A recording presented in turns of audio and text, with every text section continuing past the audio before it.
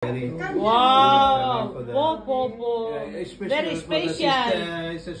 Of course. Don't be jealous. Opo, let me sit down. No, all together. No, the three of you first. Kuya, ulit ka na. The four of us. Punta ka na doon, Mio. The four of us. Let us pray. Okay. Shall we pray? Yes. Okay, let us pray. Then the Father, the Son, the Holy Spirit. Amen.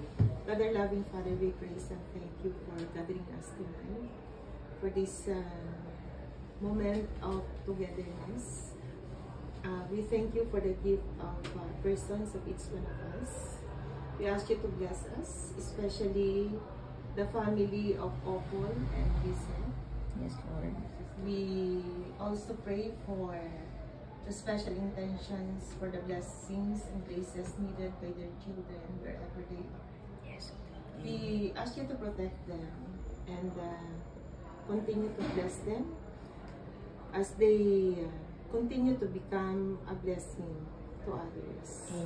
With the food we have before us, we ask you to bless this.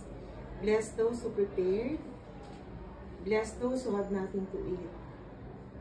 And bless the work of our hands.